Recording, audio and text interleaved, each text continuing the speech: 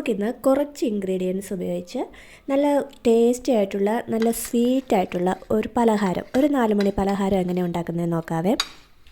വളരെ കുറച്ച് ഇൻഗ്രീഡിയൻസ് വെച്ചാണ് കേട്ടോ ഇത് ഉണ്ടാക്കുന്നത്. ആദ്യം തന്നെ നമുക്ക് ബ്രെഡിൻ്റെ 4 വശവും ഇങ്ങനെ കളഞ്ഞിട്ടെടുക്കാം കേട്ടോ. എന്നിട്ട് അത് നടുവേ ഒന്ന് മുറിക്കണേ.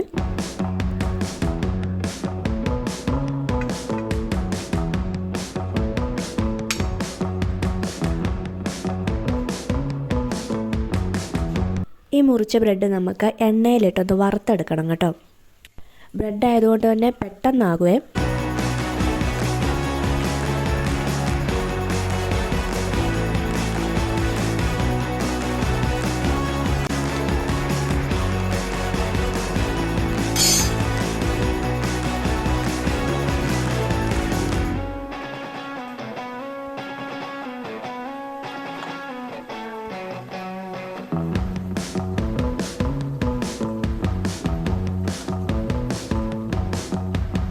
ഇതിപ്പോൾ നമുക്ക് നല്ല ബ്രൗൺ കളറായിട്ടുണ്ട്. ഇത് നമുക്ക് കോരിയെടുക്കാവേ.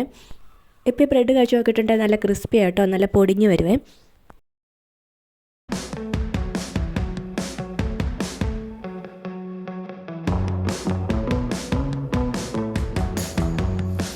ഇനി ബാക്കിയുള്ള ബ്രെഡും കൂടെ നമുക്ക് മുറിച്ചെടുക്കാം.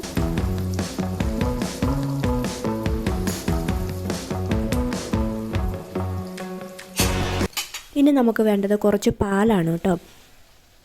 പാൽ തിളച്ചതിന് ശേഷം നമുക്ക് ഒരു വലിയ സ്പൂൺ പാൽപ്പൊടി കൂടി ചേർത്ത് കൊടുക്കാവേ.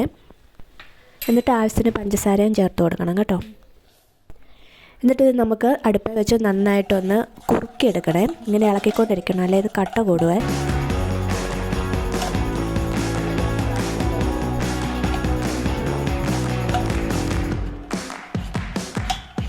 കുറുകി വരുന്ന സമയത്ത് ഒരുപാട് ലൂസായിട്ടാണ് കിടക്കുന്നത്. നന്നായിട്ട് കുറുകുന്നില്ല എന്നുണ്ടെങ്കിൽ 1 സ്പൂൺ പാൽപ്പൊടിയും കൂടെ ചേർത്ത് കൊടുക്കാം കേട്ടോ. ഒഴിച്ചാൽ ഒഴുകി പോകാത്ത രീതിയിൽ നമുക്കിതൊന്ന് കുറുക്കിയെടുക്കണേ.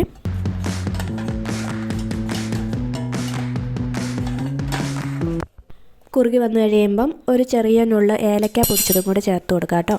ഒരു ഫ്ലേവറിന് വേണ്ടിയിട്ടാണ്, ഓപ്ഷണലാണ്, ഇല്ലെങ്കിലും കുഴപ്പമില്ല. ഇനി നമുക്ക് നമ്മുടെ ബ്രെഡ് എടുത്തിട്ട് അതിൻ്റെ ഒരു വശത്തേക്ക് ഈ ക്രീം ഒന്ന് തേച്ച് കൊടുക്കാവേ. എന്നിട്ട് മറ്റൊരു ബ്രെഡും കൂടെ വെച്ച് അതിൻ്റെ മേളിൽ വെച്ച് ഒട്ടിച്ച് നമുക്കിത് ഇങ്ങനെ ആക്കി ഷേപ്പിലാക്കി കിട്ടും കേട്ടോ. നല്ലൊരു രസികൻ പലഹാരം, പെട്ടെന്ന് നമുക്ക് തയ്യാറാക്കാൻ. നമ്മുടെ വീട്ടിലുള്ള ഇൻഗ്രീഡിയൻസ് മാത്രം മതി താനും.